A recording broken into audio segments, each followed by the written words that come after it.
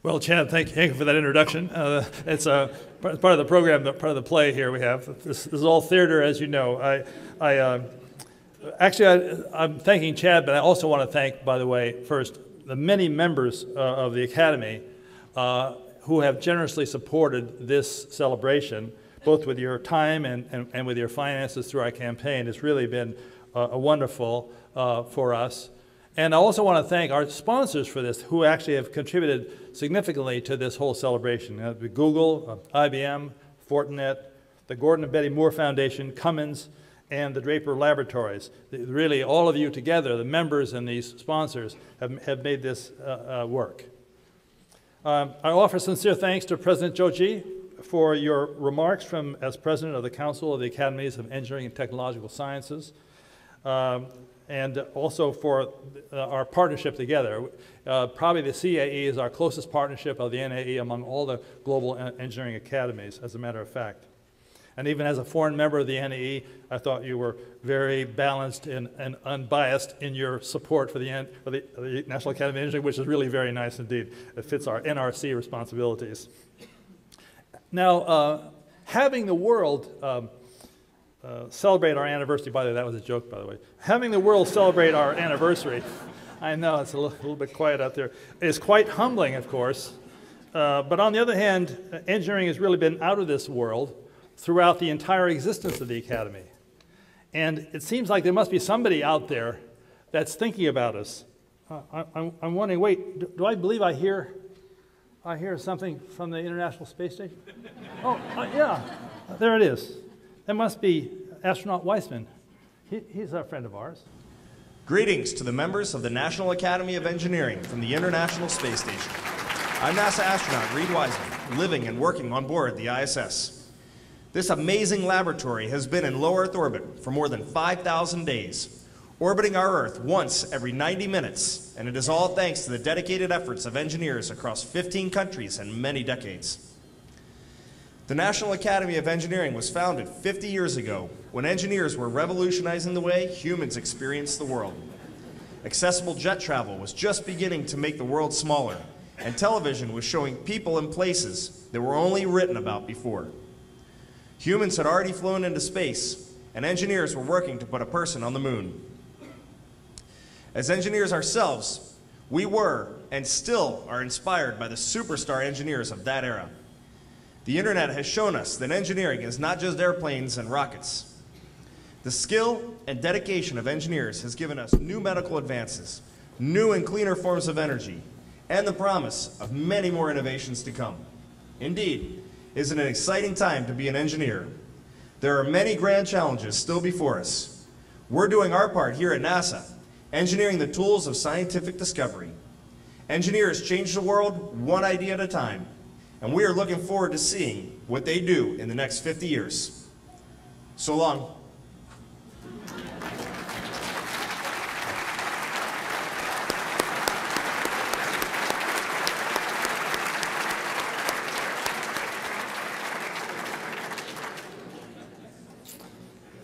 Well, not bad, really. So last year I set out 3 strategic issues for my presidency, having a critical importance to our profession and the nation. One was talent in the engineering workforce, another was visibility and understanding engineering, and the third was the global role of NAE. We addressed talent in 2013. How do we ensure availability of top engineering talent for the national workforce? You know, since that discussion, the global shortfall of top engineering talent now appears on virtually every shore, including East Asian countries like China, Singapore, Taiwan, Japan, and South Korea, that many of us were not affected by this problem. Talent in engineering is increasingly recognized as coin of the global realm. This is not actually going to go away anytime soon. This 50th anniversary celebration is really focused on visibility and public understanding of engineering. We are fortunate to have 3 distinguished plenary speakers for this celebration. Mr. Eric Schmidt, he's the chairman of Google, Dr. Francis Arnold, distinguished professor from Caltech, and the Honorable Sally Jewell, Secretary of the U.S. Department of the Interior. Their perspectives on the future of engineering from industry, academia, and government really span the domains of responsibility of the Academy. We are indeed very fortunate to have them speak to us at this celebration. Our anniversary video contest, E4U, called for a 1 to 2 minute video that best communicates engineering solving problems for people in society, just like Chad suggested. The contestant category spanned middle school students to the general public, and contestants from around the world submitted over 600 videos to this competition. You will meet the prize winners and the honorable mentions selected by the panel of judges when they receive their prizes later today. These prize-winning videos will be shown during the program, with the prize-winning video shown at the end of the program when all the prizes are awarded. All the videos will be shown continuously in the West Court, by the way, if you miss them, in a continuous loop. Because of the quality and interest in the videos, we are extending the video competition for another year with the theme, Engineering for the Grand Challenges for these videos. The anniversary book that was put together, Making a World of Difference, Engineering Ideas into Reality, is available also on the NAE homepage for you. But a print copy of that book was in your registration packet, and I do hope you enjoy it. It looks actually good enough to eat. Three essays span the 50-year history of the NAE, showing engineering solutions evolving over time to serve the growing needs and wants of people. The fourth essay prognosticates on critical engineering solutions that are needed for the planet over the next 50 years. Some of those needs are predictable, even though the future is not. The grand challenges for engineering are some of those predictable critical needs. The history documented in the essays shows phenomenal contributions to people and society by engineering. It's part of understanding engineering. But this comes as no surprise, actually, to anybody in this room. In fact, almost all of our ages, in fact, are characterized by engineering. The Stone Age, 700 millennia ago, was named after chipping rocks by hand to create tools. The Bronze Age was named after smelting tin and copper to cast weapons, tools, and artifacts. The Iron Age was named after hammering and bending iron to create farming implements and tools. And the Silicon Age reflects the material foundation for electronics manufacturing. Okay, the Ice Age was not a human creation. It was a natural phenomenon, so it belongs to science.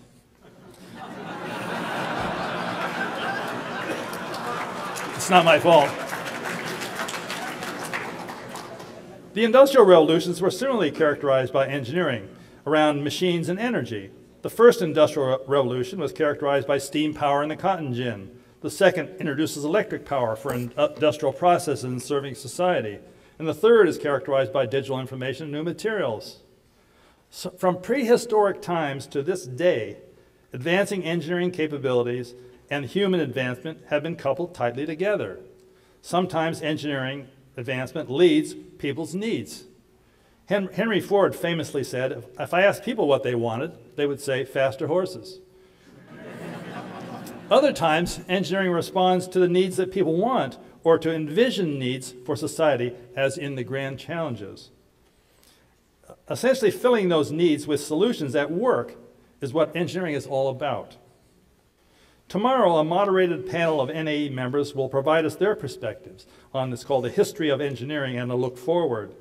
Between their reflections on the essays and their personal experiences, this freewheeling discussion of engineering past and future will be illuminating, stimulating, and quite fun. As you know, fun is good.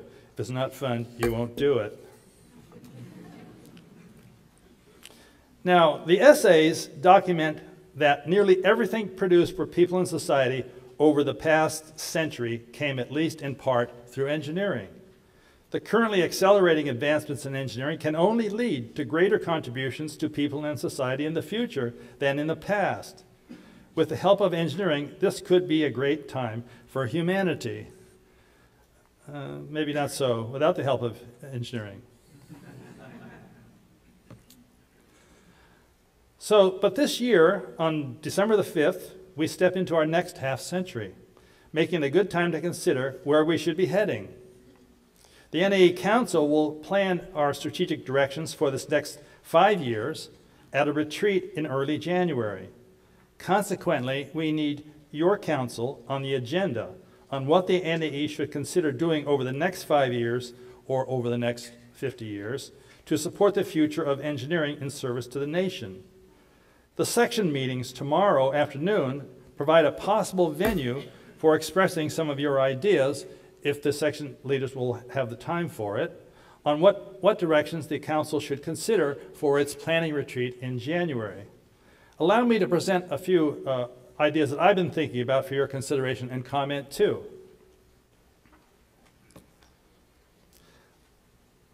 The first question I have is having compelling documented evidence of engineering contributions to people in society, as we have seen, enough to influence the common public perception that engineering is not about serving people?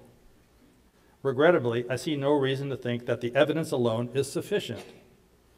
50 years ago, at his first meeting with the 25 founders of the National Academy of Engineering, National Academy of Science President Seitz presented his most important argument justifying the founding of the NAE to begin with. He said, the establishment of the NAE could enhance the dignity and prestige of the engineering profession at this time and could redress the imbalance with science. Since then, this situation has not improved. Today, we regularly see other terminology usurping engineering, literally editing engineering right out of its contributions, and leaving nothing credible behind. Technology is not a synonym for engineering. It is a skill or an indiscriminate end product as it is used today. But it has largely replaced engineering in the public view. Innovation is successful new implementation, not a synonym for engineering. And science is not engineering either. It discovers and engineering creates. Fundamentally, they are orthogonal, as different as you can get. If you think about it, you may agree that in the public media, the E word has largely become silent. If President Seitz were standing here today, I expect that he might also seek to redress the imbalance of engineering with technology and innovation too. So, does anonymity matter? Because public perception determines public support and interest, which is essentially everything, I believe that it matters significantly. How will public appreciation of engineering ever develop if engineering remains cloaked to invisibility? Is it time to consider reintroducing the word engineering into our lexicon? The NAE holds a unique position of responsibility to the engineering profession and to the nation. Yet, Academy efforts to improve public understanding of engineering have not been fully successful. Indeed, those of other stakeholders in the engineering profession have not been fully successful either. But to have an influence here, we need the Academy members to care. If the National Academy members accept this diminishing public presence of engineering, why should anybody else care? Accordingly, we need to know what importance you place on this issue. So if this is to become an Academy initiative for our next period, representing engineering correctly to the public would have to be an issue for the NAE membership, not just for the Academy officers. Accordingly, I seek your counsel really on two questions. One is, of what importance to the nation is representing engineering correctly in the public discourse? Secondly, what priority should the NAE assign to the correct public representation of engineering? Now, if each section meeting could devote a few minutes to discussing these two questions, the section chairs could then provide me or the Home Secretary with an initial sense of their membership for the council retreat in January. We will report back to you later what we learn. Second point. As industry is entirely globalized, and as the universities are developing their global perspectives too, I believe that it's time for the NAE to accept that a global focus and global leadership in engineering are central to the NAE mission. We have taken many steps in this direction already. One was to designate our foreign associates as foreign members this past year.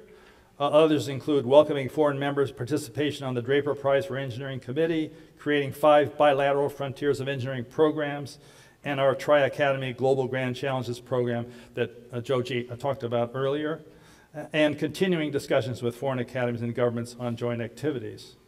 So I propose that we formally conclude the statement there that the domain of interest of the National Academy of Engineering is global.